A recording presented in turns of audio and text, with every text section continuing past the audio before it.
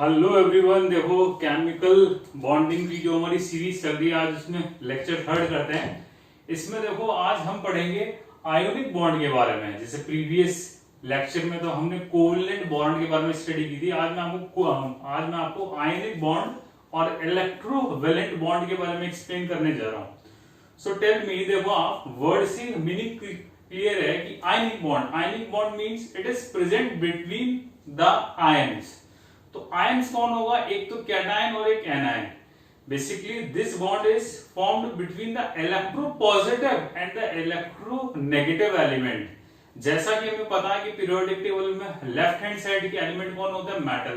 Right hand side के कौन होते हैं? Non metal. तो ये बॉन्ड बेसिकली मेटल और नॉन मेटल के बीच में है प्रेजेंट, है ना। इसका एक और नाम क्या होता है? Electrovalent bond. Let me explain. जैसे आपने लिया सोडियम क्लोराइड। सोडियम क्लोराइड तो आप जानते ही हो, it is a rock salt. Common salt जो है वो है ये। तो NaCl it is an ionic compound. अब इस वीडियो में हमें क्या एक्सप्लेन करना है? मैं आपको एक्सप्लेन करने वाला हूं कि आयनिक बॉन्ड फॉर्म कैसे होता है, प्रोड्यूस कैसे होता है। तो देखो, NaCl जो है it is the combination of Na+ और Cl-। अब देखो, Na+ तो क्या है? कैटायन। कैटायन का साइज यूजुअली स्मॉलर होता है, वेयरएज एनायन का साइज यूजुअली लार्जर होता है। तो इन दोनों के बीच में देखो इलेक्ट्रोस्टैटिक अट्रैक्शन फोर्स है। ये आपका इलेक्ट्रोस्टैटिक अट्रैक्शन फोर्स है।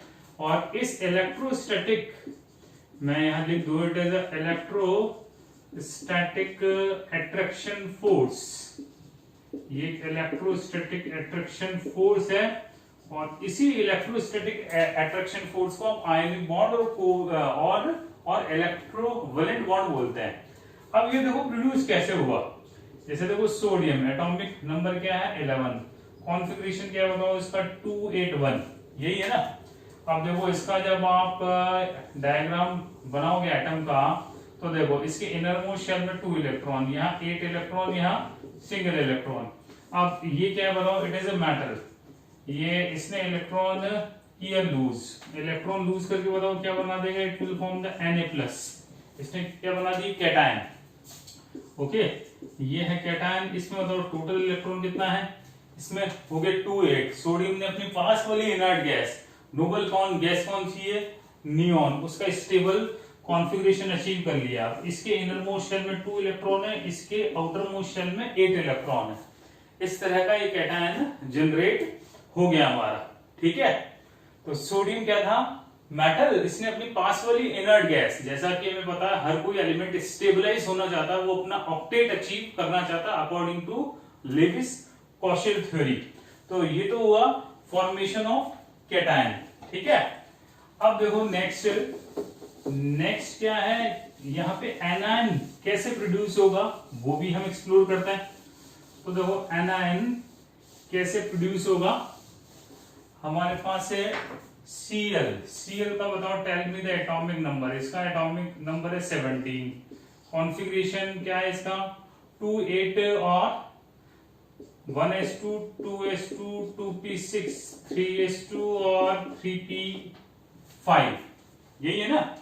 ये 2, ये 8 और ये 7, 2 8 7 हो गया। It is a non metal. इसके इनर मोस्ट शेल में 2 इलेक्ट्रॉन, यहाँ 8 इलेक्ट्रॉन और यहाँ 7 इलेक्ट्रॉन है। नॉन मेटल की टेंडेंसी क्या होती है? इलेक्ट्रॉन गेन करने की। गेन करने के बाद बताओ इसने क्या बना दिए? Cl negative chloride ion. ये हो गए 288। अब देखो, इसका जब आप डायग्राम बनाओगे तो कैसा बनेगा? इसके इनर मोस्ट शेल में 2 इलेक्ट्रॉन है, यहाँ 8 इलेक्ट्रॉन है, यहाँ भी 8 इलेक्ट्रॉन है। ये जनरेट हो गया, ये एनायन प्रोड्यूस हो गया। और Na+ और Cl- पॉजिटिव नेगेटिव चार्ज है। एक तरह का अट्रैक्शन फोर्स होगा, इलेक्ट्रोस्टैटिक अट्रैक्शन फोर्स, है ना। जैसे अपोजिट चार्ज एक दूसरे को अट्रैक्ट करते हैं, और ये जो बॉन्ड प्रोड्यूस होगा उसको हम बोलेंगे आयोनिक बॉन्ड। अब क्या है? Na+ और Cl- एक क्रिस्टलाइन स्ट्रक्चर ड्रॉ कर लेते हैं। जैसे Na+ और Cl- जो है, इसमें जो कोऑर्डिनेशन नंबर है कैटायन या एनायन का, हर एक का, वो कितना होता है? वो 6 होता है।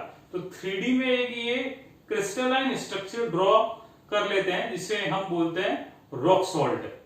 ठीक है। अब ये जो आयनिक बॉन्ड फॉर्म हुआ जो कि Na+ और Cl- के बीच में प्रोड्यूस हुआ, इसकी जो कंडीशन है, वो कंडीशन क्या है वो हम एक्सप्लोर करते हैं। What will be the basic condition to form the ionic bond. तो देखो लेट मी एक्सप्लोर कंडीशन। देखो कंडीशन ये है, जैसे सोडियम है, सोडियम ने इलेक्ट्रॉन लूज किए 281, ठीक है, इसने क्या फॉर्म कर लिए कैटायन, ये बना लिए Na+, इसका कॉन्फ़िगरेशन क्या है 28, ठीक है भाई। अब देखो आपको सोडियम के आउटर मोस्ट शेल में से इलेक्ट्रॉन सेपरेट करना है, तो आपको एक एनर्जी देनी पड़ेगी which is known as ionization enthalpy, which is known as ionization enthalpy. What do you mean by the ionization enthalpy? It is the energy required to separate the outermost shell electron from an isolated and gaseous atom. It is known as ionization enthalpy. ठीक है, तो आपको outer most shell में से electron separate करना है, तो आपको इसको आयनाइजेशन एंथैल्पी या आयनाइजेशन पोटेंशियल आप कह दो, वो एनर्जी आपको इसको सप्लाई करनी पड़ेगी, राइट। और आयनाइजेशन जो एंथैल्पी है वो ऑलवेज क्या होगी, it is always positive, it means it is always endothermic, it is always endothermic, मतलब आपको एनर्जी देनी पड़ेगी आउटर मोस्ट शेल में से इलेक्ट्रॉन को सेपरेट करने के लिए, ओके। ये तो नंबर वन पॉइंट। अब एक बात बताओ आप कि जो आयनाइजेशन पोटेंशियल है ये लो होना चाहिए या हाई होना चाहिए, है ना भाई। आपको आयनाइजेशन पोटेंशियल, आयनाइजेशन एनर्जी ज्यादा देनी पड़ रही है, तो वो तो अनफेवरेबल हो गया ना।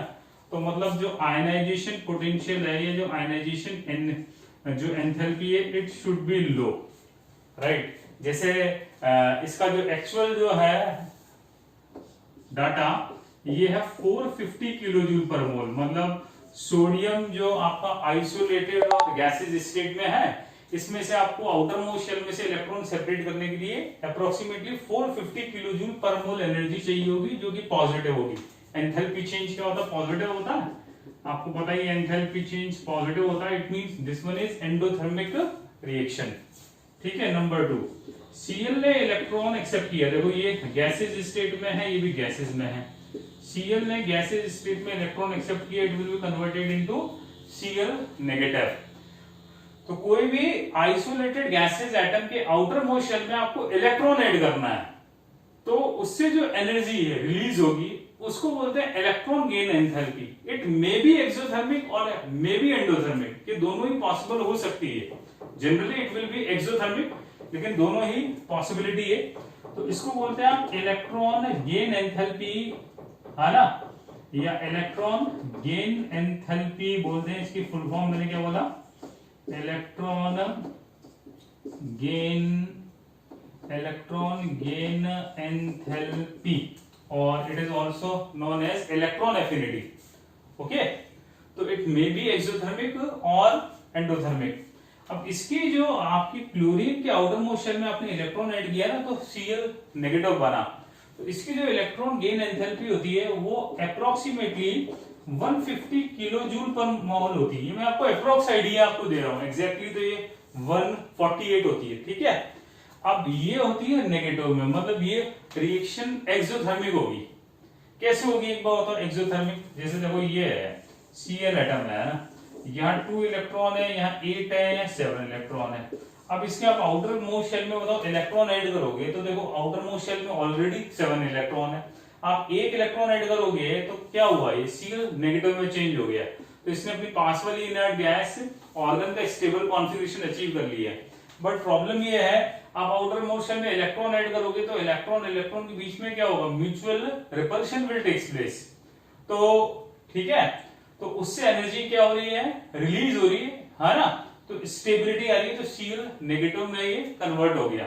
तो अब एक बार बताओ मेरे को कि जो इसकी इलेक्ट्रॉन एफिनिटी है वो हाई होनी चाहिए, लो होनी चाहिए, इट शुड बी हाई, क्योंकि जितनी बताओ इलेक्ट्रॉन के ऐड करने से एनर्जी जितनी ज्यादा रिलीज होगी उतना फायदा है कि नुकसान, उतना ही फायदा होगा, ठीक है। तो फर्स्ट कंडीशन क्या है, ionization potential of metal should be low, electron gain enthalpy should be high for favorable, it is the favorable condition to form the ionic bond.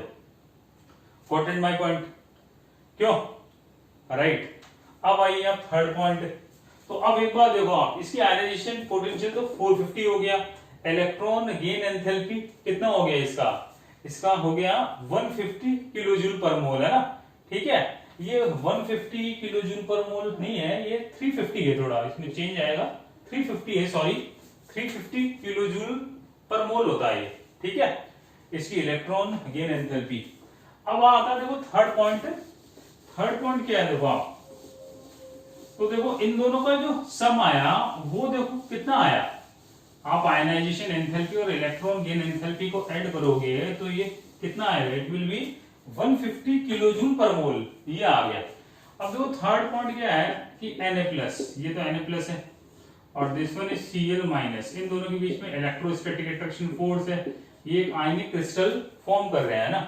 तो एक थर्ड टर्म होती है, it is known as lattice enthalpy और lattice energy. तो है ना, lattice enthalpy क्या है कि एक मोल कोई आयनिक सॉलिड है आपके पास, उसको आपको उनके कोरेस्पॉन्डिंग आयंस में सेपरेट करना है, मतलब कैटायन और एनायन में सेपरेट करना है eight infinite distance. So the amount of energy required to separate a 1 molar of an ionic compound into a constituent elements, into a constituent cation and anion, it is known as lattice enthalpy or lattice energy. Sodium chloride की जो lattice enthalpy होती है, it is approximately 788 kilo joule per mole, ये इसका actual है data. ठीक है, right. तो अब एक बार बताओ, सोडियम क्लोराइड का फॉर्मेशन ये फेवरेबल है या नहीं है। मैं स्टोरी को कंक्लूड कर रहा हूं, Na को Na+ में चेंज करना है, you have to require the energy, that much amount of energy is known as ionization enthalpy, it is approximately 500 kilo joule per mole. Number 2, when you add a extra electron in the chlorine atom, it will be converted into the Cl-, right?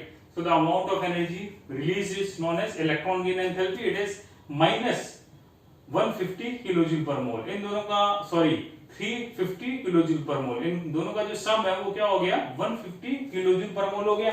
अब इसकी lattice enthalpy क्या है 788 kilojoule पर मोल, और उन दोनों का सम क्या था बताओ, उन दोनों का सम था 150। तो बताओ लैटिस एंथैल्पी इन दोनों के सम, आयनाइजेशन एंथैल्पी और इलेक्ट्रॉन गेन एंथैल्पी के सम को बहुत ज्यादा एक्सीड कर रहे हैं। कहां तो 150, कहां अप्रोक्सीमेटली ये हो गया 800 के आसपास, है ना। तो बहुत ज्यादा एक्सीड कर रही है, इट मीन सोडियम क्लोराइड का formation of the rock salt और the common salt is the favourable condition. मतलब फेवरेबल कंडीशन क्या, मतलब फेवरेबल है, ये आसानी से बन जाएगा। तो नंबर 1 कंडीशन क्या है आयनिक कंपाउंड के फॉर्मेशन के लिए, आयनिक the ionization potential should be less. Number 2, electron gain enthalpy should be high. Number 3, lattice enthalpy should be high. These are the 3 favorable condition to form the ionic compound. इन तीनों condition को जो satisfy करेगा वो compound, वो ionic compound easily form हो जाएगा, नहीं तो आयनिक कंपाउंड का फॉर्मेशन बड़ा डिफिकल्ट होता है। Got it my point? ठीक है। और इस बॉन्ड को आपने क्या बोला, इलेक्ट्रोवेलेंट बॉन्ड। एक होती है इलेक्ट्रोवेलेंसी, इसका देखो क्या मतलब है। इलेक्ट्रोवेलेंसी का ये मतलब है कि क्या मेटल ने कितने इलेक्ट्रॉन लूज किए और नॉन मेटल ने कितने इलेक्ट्रॉन एक्सेप्ट किए during the formation of the ionic bond. So the electrovalency of Na is +1 और इलेक्ट्रोवेलेंसी ऑफ Cl इज -1, है ना। दोनों की 1-1 है, बस चार्ज का डिफरेंस है, वो +1 है और वो -1 है। Got it my point? ठीक है, राइट।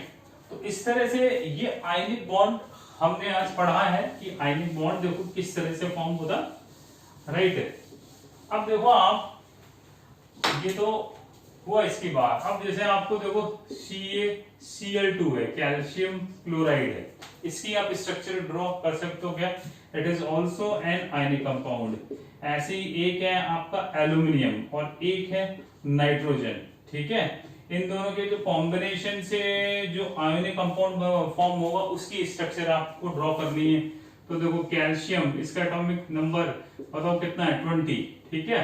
तो configuration 1s2 2s2 2p6 3s2 3p6, ये 10 और ये हो गया 12, ये 18 और ये हो गया 4s2 मतलब 2 और ये इस तरह से हो गया 2 8 8 और 2 हो गया, ठीक है ना।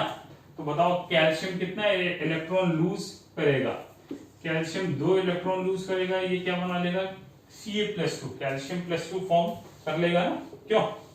फिर आइए आप Cl हमारे पास 2 हैं, वो दोनों ही इलेक्ट्रॉन एक्सेप्ट कर लेंगे, 2 इलेक्ट्रॉन, वो क्या फॉर्म कर लेंगे 2Cl-, और कैल्शियम +2 और Cl-, 2Cl-, इनके बीच में इलेक्ट्रोस्टैटिक अट्रैक्शन फोर्स है, उस इलेक्ट्रोस्टैटिक अट्रैक्शन फोर्स को ही हमने आयनिक बॉन्ड नाम दे दिया।